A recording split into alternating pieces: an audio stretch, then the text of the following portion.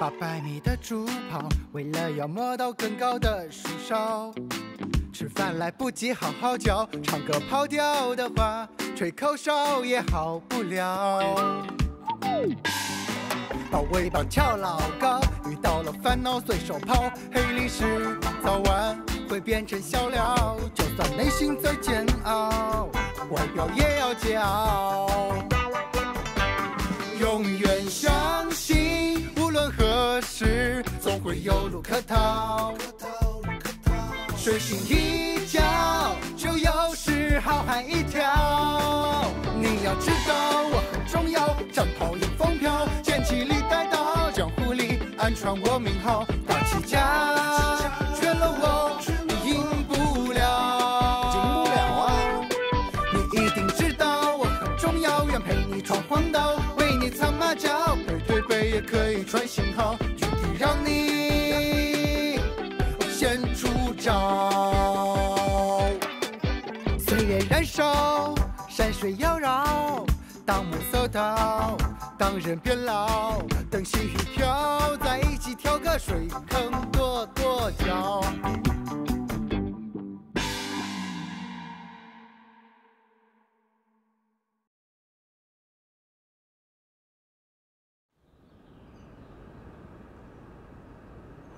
他有什么想吃的，就抓紧给他买点吧。没救了吗？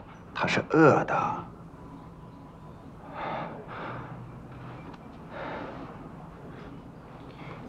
您这里有吃的吗？你问诊费交了吗？能给他2个山楂丸吗？我可以送你2包砒霜。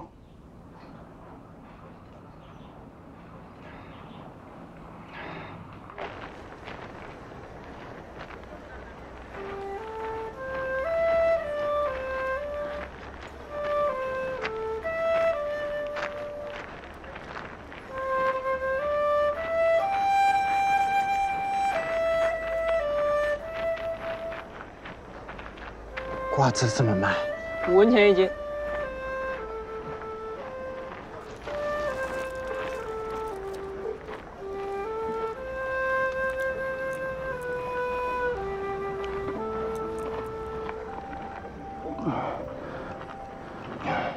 别浪费。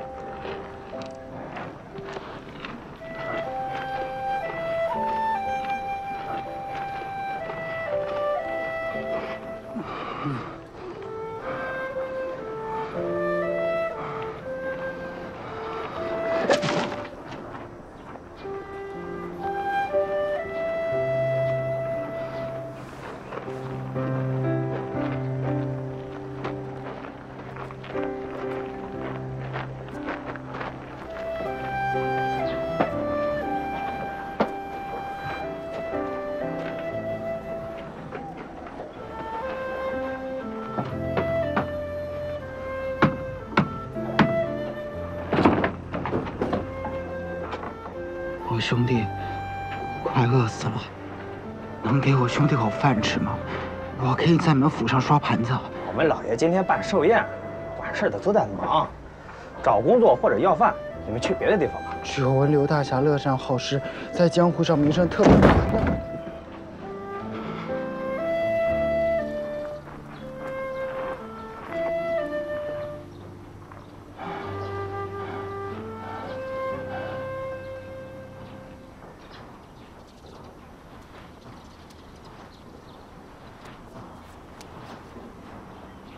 放下来。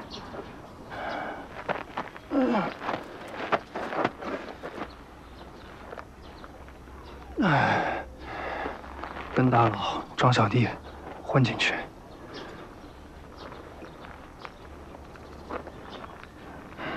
你现在全身散发着尴尬，把腰板挺直了。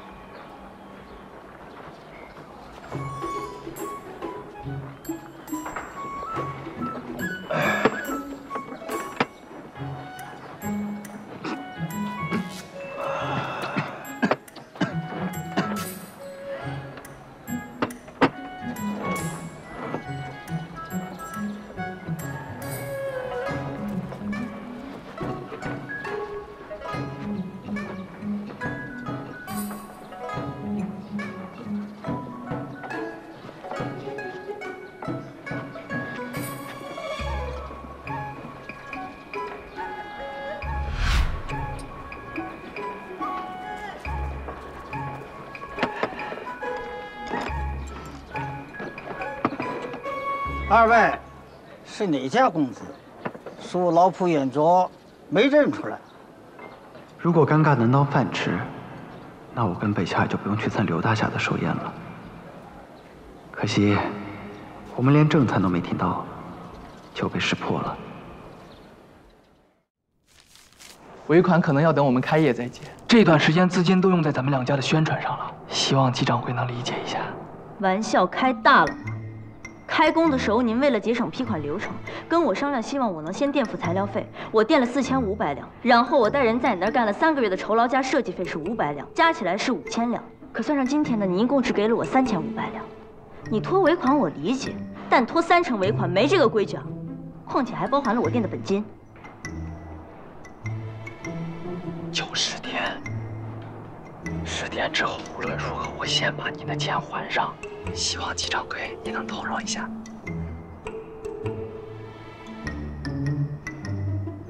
通融，绝对通融。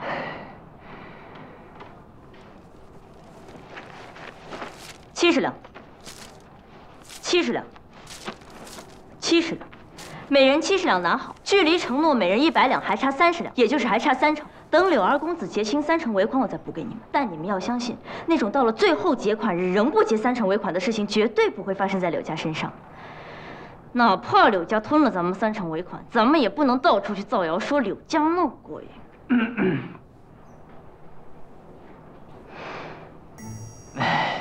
在此之前，如果柳二公子对装修上有任何问题，也请随时联系我们。有问题我自己解决就好。你们还是把精力都放在7天后10家商铺的准备上吧。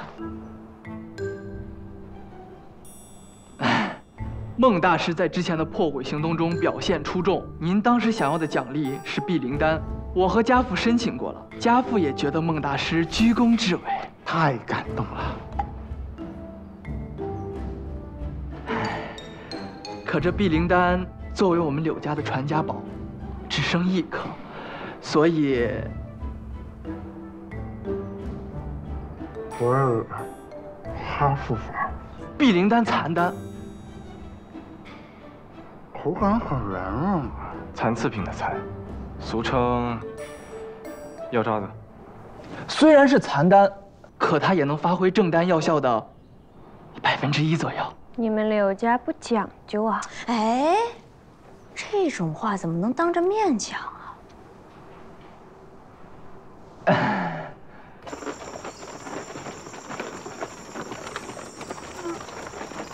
好久不见，你们终于回来了。你怎么还在梦影茶？我工作在这儿啊。我们进去了3个月，什么热闹也看不着。应老板居然没把你辞退。应老板怕我太无聊辞职，还给我涨了1两月钱。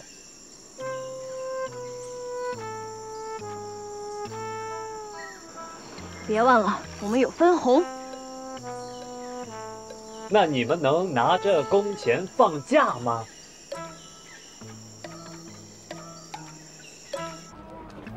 哥，行吗？行吗，哥？哥，我能叫您哥吗？你如果想让我把这颗残次品分解再重组，未来7天就安静点。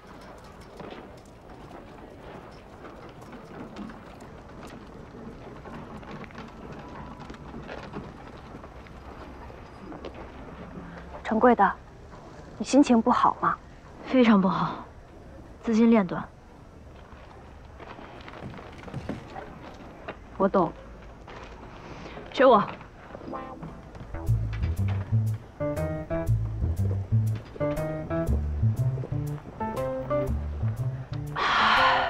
世界美了。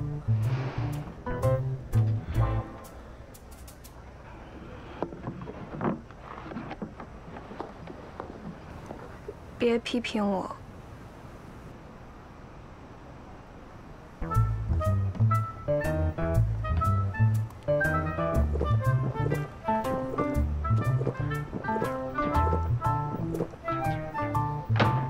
走，我们去炸了柳家。望季掌柜言而有信。我半个月前订了2000斤冰刀了吗？不仅冰到了，我这儿还有硫磺、硝石、木炭，以及一句口诀：1硫2硝3木炭，你自己悟。未来10天所有货品的钱款以及冰钱，还差你121两，先欠着好不好？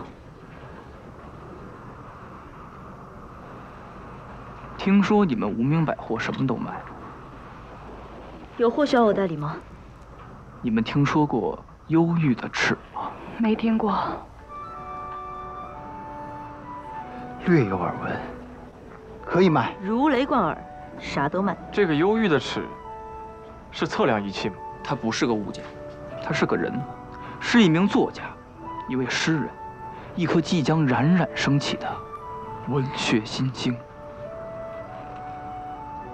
没听过。听忧郁的尺这个名字，就能感觉到这个人应该很有钱。但没啥前途。他很有钱，但是和他的才华相比不值一提。他也很低调，虽然出了一本诗集，但还没有正式发售。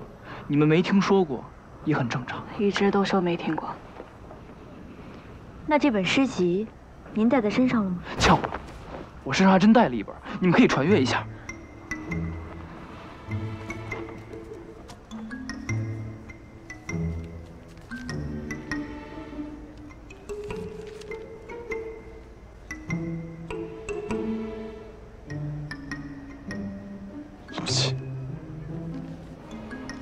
从现在开始，叶武之和严四方不许发表意见。三希，你怎么看这本书？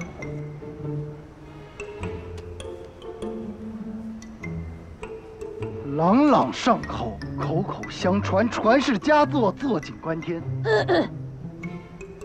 坐井观天指的是我在看到这本诗集之前的人生。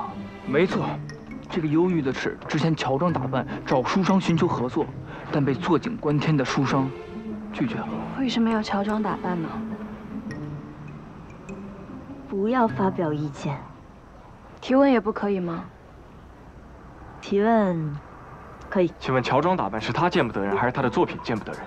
因为他怕书商冲着他的社会地位，直接兜售了他的书。这样一来，书商认可的便不是作品本身，而更会有一些卖菜的、卖水果的、卖杂货的，甚至卖百货的。简单的说，就是你所有的下游商户会为了讨好你而大批量的购买这本书，那就糟蹋了这本书，对不对？他们不惜糟蹋自己也要糟蹋这本诗，你还有什么可抱怨的？从现在开始，你连提问都不可以。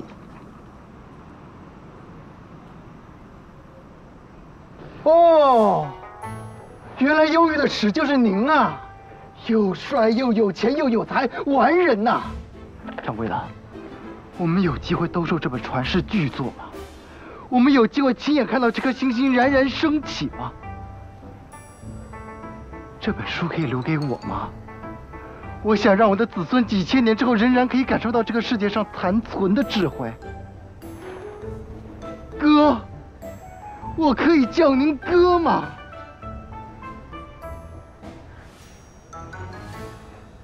如何？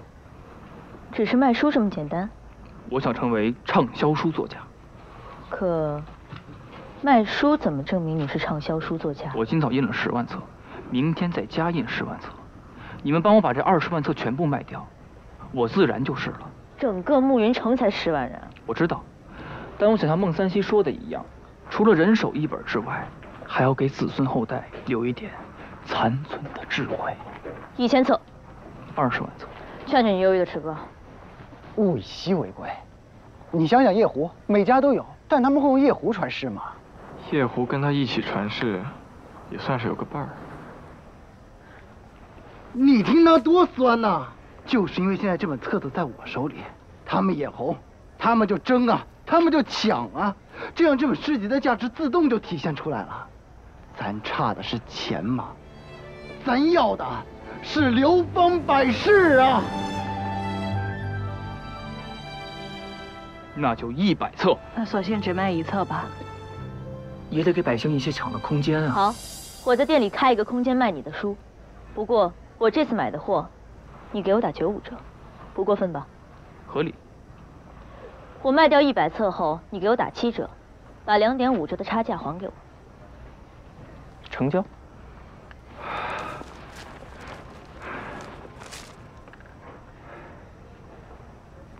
我会亲自乔装打扮在你们店里盯着，你们不能找书托，也不能暴露作者是我，而且价格要和畅销书《安格林预言》一个价。可以。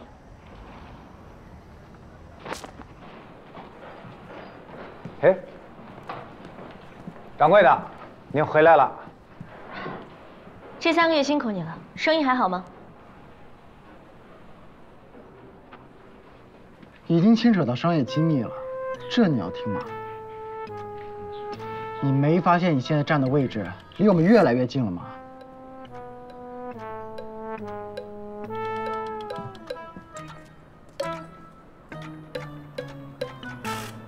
前2个月一般，可这2天生意莫名其妙的好起来了。看样子柳家已经开始宣传了，这3个月的折腾总算没有白费。即便如此，还是难以原谅柳家。那从今天开始，我们是不是就可以混吃等死了？完全不够，我们卖的商品没有任何特色，或者说硬白尺卖给每个商户的东西都是一样的，这个短板短时间内无法弥补。如果想让全城的百姓记住我们只能另辟蹊径。这就是我采购这些兵的原因。等后半夜硬白尺带兵过来，我们就把这些兵存到地窖里。你做一个类似抓鬼那天喷烟的机关，到时候把地窖里的冷气吹到楼内。这个楼内包括2楼吗？当然。那以后我们卧室就很凉快了。掌柜的真讲究。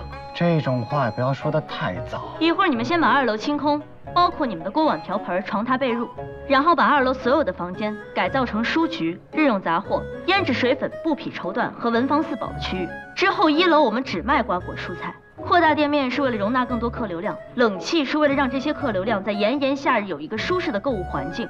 不久的将来，我们这家有冷气的无名百货就会成为全城最有名的店。请问，最近的不久的将来，也就是今晚，我们睡在哪儿？如果不是硬白尺异想天开，我们连租房子的钱……掌柜，您总算回来了。工钱确实该给你们结了，多少钱？算上提成，一共8两。我给你们10两。他说的是8家平摊后的工钱，实际上在你们走后不久，其他7家就不再雇佣他们了。所以过去3个月，他们都只是宣传我们店，只拉了我们店的客人，还每天帮我搬货物。连邱伟白也不再雇佣了吗？邱掌柜不在，疯人院的掌事终止了对我们的雇佣。之前说好的，他们凭什么反悔？之前他们是痞子，电商是软柿子，现在他们成了软柿子，那原来的软柿子自然就成了痞子。 8864，70两，找零。不用，您给我们8两就行。用，但用不着你。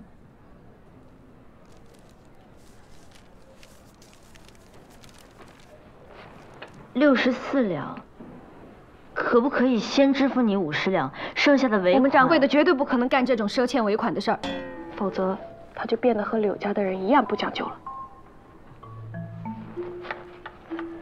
我这儿刚好还剩14两，借给你，你一定要收下，不然他就没了。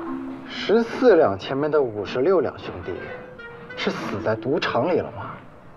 暂时被俘而已，我会去救他们的。你不想凑100两了吗？我就是太想凑了。接赌吧。可你是什么时候去赌的？去硬白尺那儿之前呀。 不然我怎么懂你资金链断了的痛苦呢？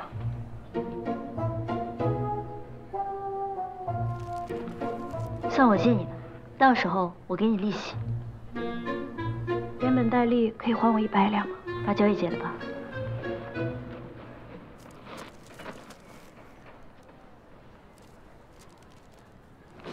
那您以后还雇佣我们吗？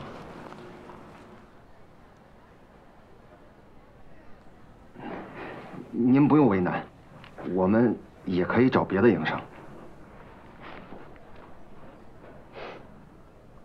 接下来，正是需要你们的时候，把所有人都叫来。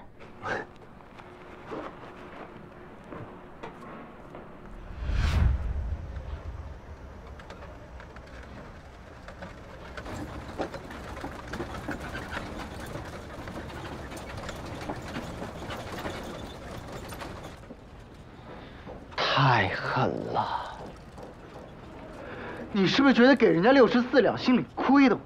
使唤他们一晚上，让他们一大早去拉车。我们同样干了一晚上，一会儿还得开业呢。不要抱怨，好好工作，早日让掌柜的赚到钱，早日让掌柜的还我100两。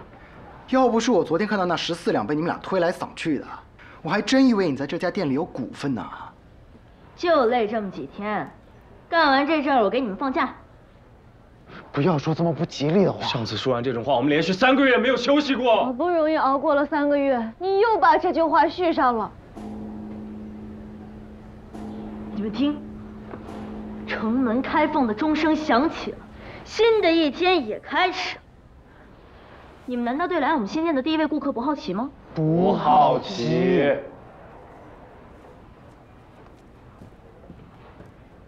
掌柜的，早上好。你们听一听老丁的声音，中气十足。他睡了一宿。你在哪儿睡了一宿？掌柜的，我们今晚睡哪儿？老丁，你今天仍负责收银，我们剩余的4人要分成2组，一组负责接待导购，另一组负责卖书。我是接待组组长，组员严四方；孟三希是卖书组组长，组员叶武之。季掌柜，早上好。叶老板，早上好。开工。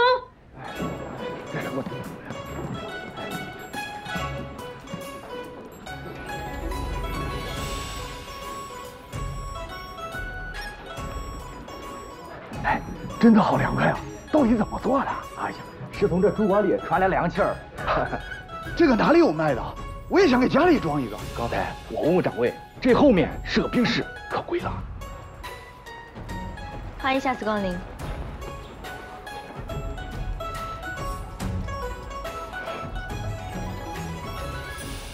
姨娘，进来感受更好。季四小姐，你应该说现在你也是季掌柜了。我会说原来传闻是真的，然后你会说现在是传闻，将来是传奇，100年之后我将会成为传说，那是一定的。哟，嘴这么甜，又想抄啦？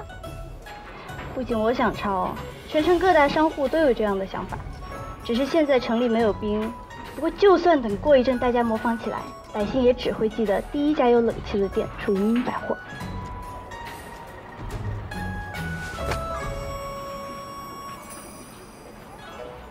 倒数第2句，再重复一遍。就算等过一阵大家模仿起来，够了。等其他商铺模仿起来，我们便不会再像这2天这么忙。所以我说过一阵给你们放假，为什么不信？你还有事要问我吧？这位忧郁的齿占了你们车队1半的宣传位，想必他的特点除了忧郁，更应该很有钱吧？别生这气。你这个人情要是做成了，以后各大商铺很难撼动你这个店的地位啊。你操什么心啊？你又不需要从他那进货。对，他的东西在我看来又低端又没利润，我称之为亲民价。亲民价？亲民有价吗？你要补亲民的价吗？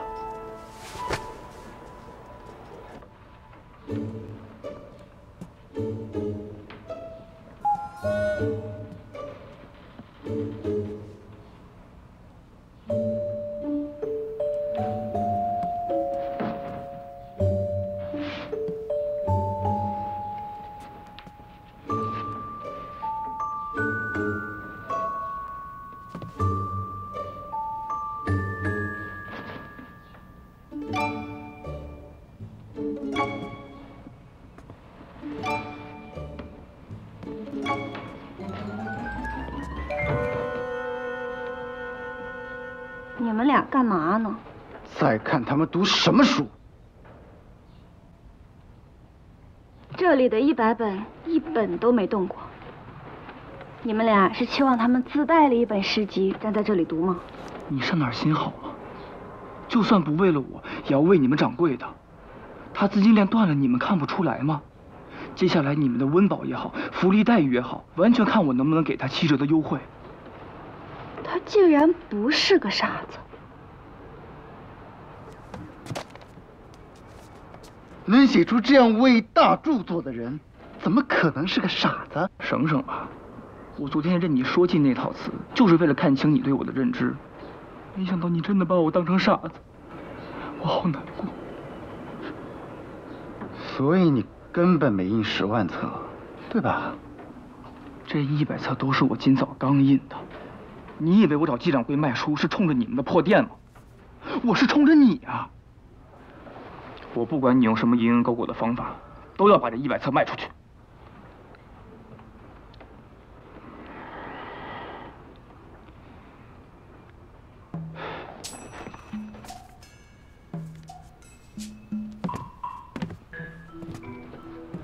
嘿，哇，哟呵，哎呀，这书写的真带劲儿！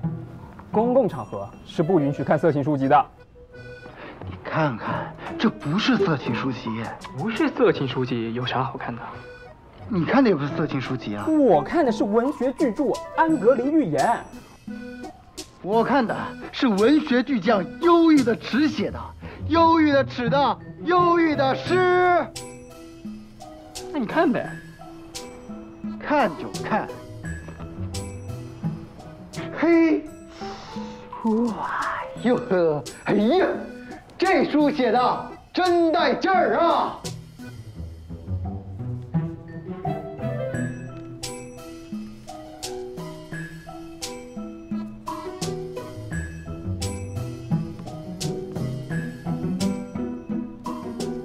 你倒是也想想办法。太好看了。戏过了啊！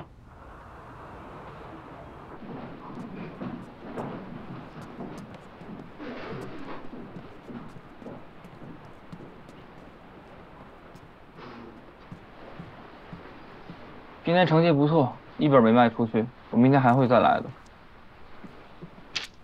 客人比我想象的要多得多。这是今天的流水，全部兑换成瓜果蔬菜，和明天原有订单的基础上一起拉来。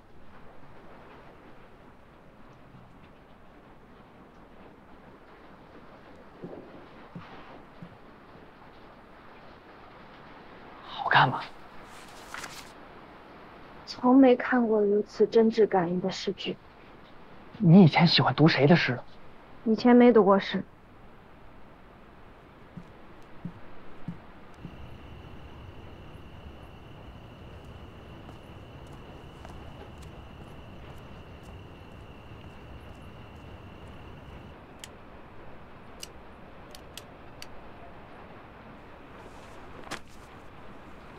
别演了，再演一会儿眼睛就瞎了。掌柜的，我们今晚睡哪？我替掌柜的回答你，还想睡哪儿？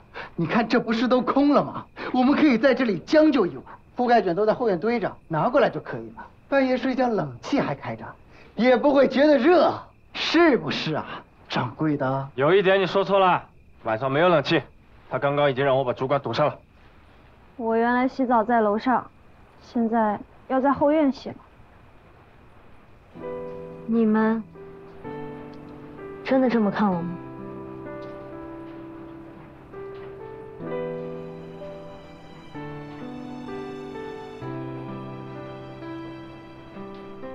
虽然我真打算这么做，但你们真的这么看我吗？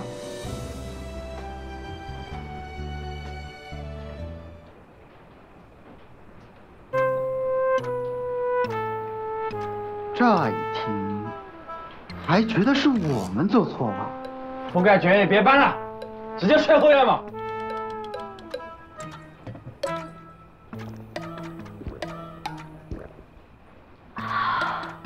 世界美了，怎么可能1文钱不留？今晚我们睡客栈，再吃一顿大餐。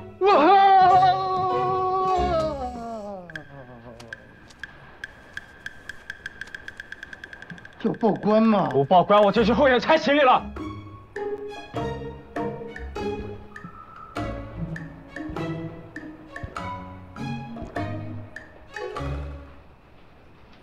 带上行李，跟我走。